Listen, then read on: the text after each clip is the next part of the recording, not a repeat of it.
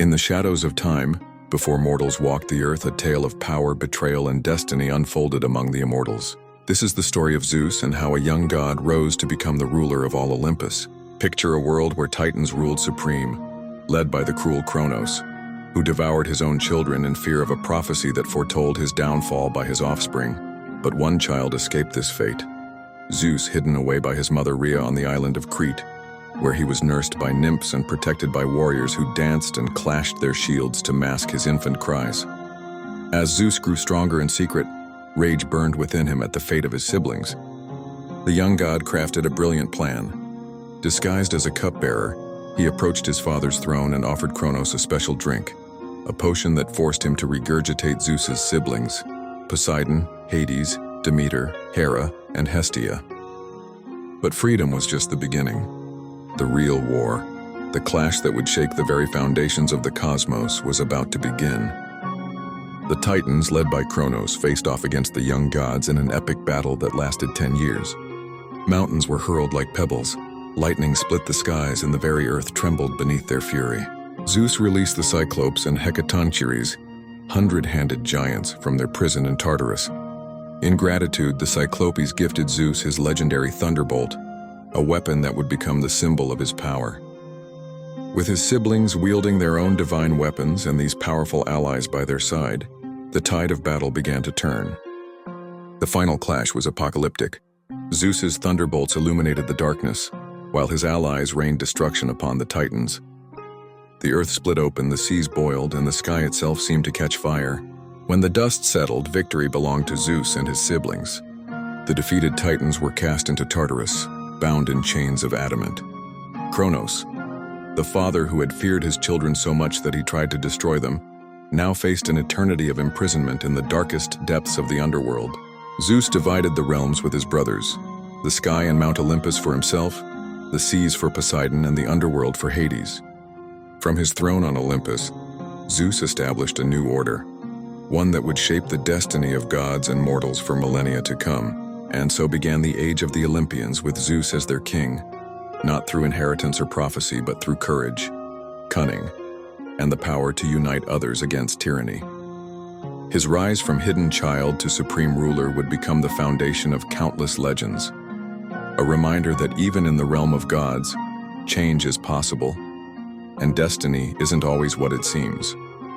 Remember this tale, for it teaches us that sometimes the greatest power lies not in strength alone, but in the ability to inspire others to stand against impossible odds.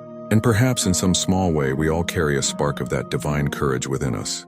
In the realm of ancient Greece, where lightning split the skies and thunder shook the mountains, there lived Zeus, king of gods, master of justice, and keeper of divine law. His story isn't just one of power, but of maintaining order in both the heavens and earth.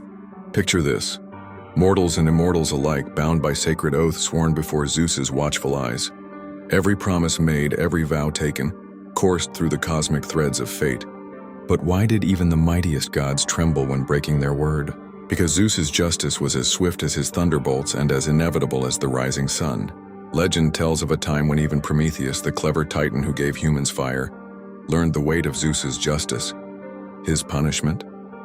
Chained to a mountain, where an eagle would feast upon his liver each day, only for it to grow back each night. A harsh reminder that not even immortals could escape divine law.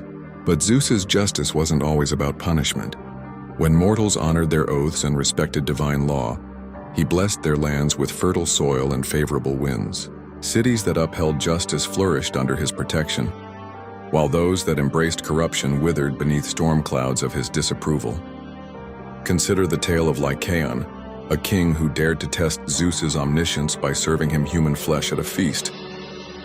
The consequences? Zeus transformed him into a wolf, forever cursed to prowl the wilderness, a warning to all who would mock divine law. The river Styx, where gods made their most binding oaths, became the ultimate symbol of Zeus's authority.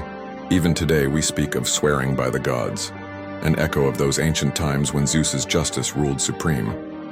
Through the ages, Zeus's role as enforcer of oaths and divine law shaped not just mythology, but humanity's very concept of justice. When leaders gathered to make treaties, they invoked his name. When merchants struck deals in the agora, they did so under his watch. When lovers made promises, they whispered prayers to Zeus for blessing. This is why Zeus wasn't just another powerful deity. He was the fundamental force that kept both heaven and earth in balance. His lightning wasn't merely a weapon, but a reminder that justice, though sometimes delayed, would always strike true. So next time you hear thunder rolling across the sky, remember, perhaps it's Zeus still watching, still enforcing those ancient laws that bind our world together.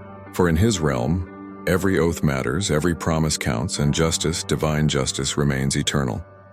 Think about it. How many of our modern legal systems still echo these ancient principles? The raising of hands in court, the swearing of oaths, the concept that justice must be blind but swift, all these trace their roots back to Zeus's divine court on Mount Olympus. In the celestial heights of Mount Olympus, where clouds dance with divine grace, sits Zeus, the supreme ruler of gods and mortals alike. Thunder rumbles softly. Picture, if you will, a grand marble throne room where the mighty Zeus, with his flowing white beard and eyes that spark like lightning, presides over countless disputes that shake both heaven and earth. Today I'll share with you the fascinating role of Zeus as the divine mediator, a tale as old as time itself, yet one that echoes through the ages with timeless wisdom. Soft mystical music transition. Imagine being in the presence of the thunder god himself. Mortals would tremble, and even fellow gods would think twice before speaking out of turn. Yet Zeus's most remarkable quality wasn't his thunderbolts or his command over the skies. It was his ability to bring order to chaos. One legendary dispute brought before Zeus involved Apollo and Hermes. As the story goes, young Hermes had mischievously stolen Apollo's sacred cattle. Rather than unleashing his wrath, Zeus listened to both sides with patience. He saw beyond the simple theft, recognizing Hermes' creative spirit and Apollo's righteous anger. His solution? Hermes would gift Apollo the newly invented lyre, turning a potential divine war into a moment of artistic creation, gentle wind sounds. But Zeus didn't only mediate among gods. Mortals too sought his wisdom. There was once a humble farmer who prayed to Zeus when his neighbor's floods repeatedly destroyed his crops. Instead of simply punishing the neighbor, Zeus guided both mortals to create a shared irrigation system, transforming rivals into partners. Thunder rolls gently. Even in matters of the heart, Zeus showed surprising wisdom. When Eros and Psyche's love story threatened to tear apart the divine hierarchy, it was Zeus who elevated Psyche to godhood, teaching us that sometimes the solution lies not in choosing sides, but in lifting everyone higher. Through centuries of mythology, Zeus's role as mediator teaches us valuable lessons about justice, wisdom, and the delicate balance between power and mercy. His judgments weren't always about right and wrong, but about finding harmony in a world of chaos. Mystical music swells, so next time you face conflict, remember the wisdom of Zeus. Sometimes the greatest power lies not in the lightning we can throw, but in the bridges we can build. In our modern world of discord and division, perhaps we need Zeus's mediating spirit more than ever. For in the end, whether god or mortal, the greatest victories often come not from winning arguments, but from finding ways to bring opposing sides together, just as Zeus did from his throne among the clouds. Thunder fades to silence. Remember, in the grand theater of existence, we all have the power to be mediators, to find the golden mean between extremes, to transform conflict into harmony. That is the eternal legacy of Zeus, the divine arbiter, whose wisdom still illuminates our path today.